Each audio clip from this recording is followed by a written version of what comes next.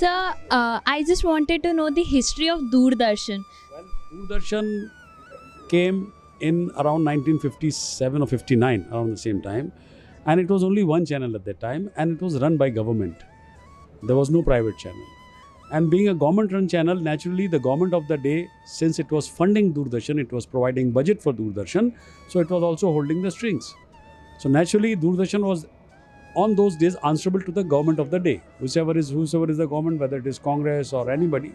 So for quite some time this happened, till in 1989 or end, they decided that Doordarshan should be out of the control of government, and it should be made Prasar Bharati, which means it should be an autonomous body, a corporation, and which can decide as to what should go and should not look at the government, though government will have to fund it, but the programming will be of a public service broadcaster. Now, what is a public service broadcaster? There are two broadcasting. There is the commercial broadcasting and there is public service broadcasting.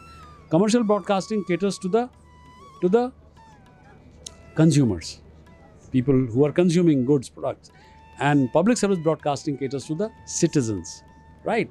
So when you are catering to the citizen, you will have to take care of so many things, which means I have to ensure that somebody from the minority community is also programming is there, whether it's a Parsi or a Sikh or a Muslim or any, not only programming for the Hindus. I should also see that the programming for elder senior citizens should also be there, whether it makes money or not, but I must make that public service. I should ensure that programming on education, on information, on so many things apart from entertainment, because commercial channels are hardcore entertaining. But can't blame them because they are run by private people, so they want to make money. So when they want to make money, but they must know a difference between hardcore making money and ensuring that people should not go for a toss. Now with this media so much of happening, because I have seen right from celluloid to digital, I have seen the entire landscape, and in that I have found that a lot of things have changed. What programming we used to do, what programming would go, there were a lot of do's and don'ts.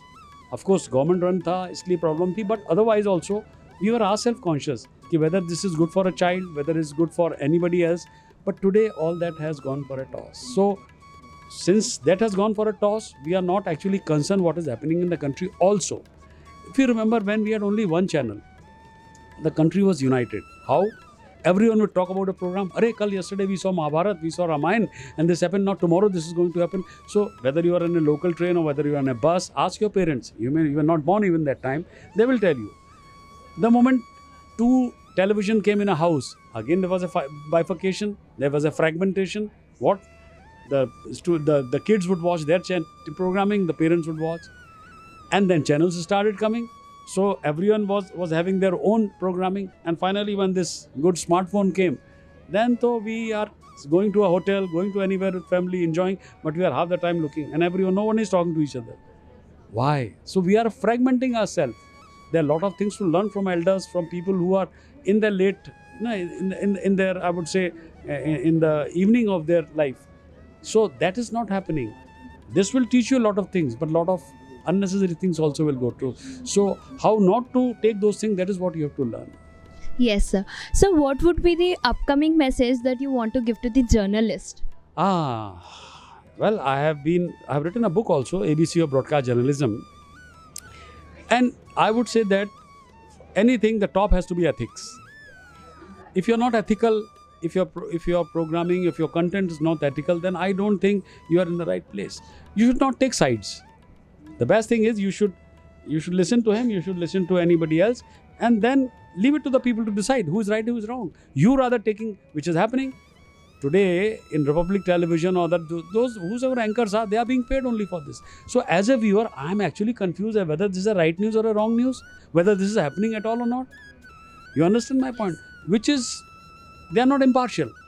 They are taking sides, and 90% of the journalists are taking sides. Why they are doing it, we do not know.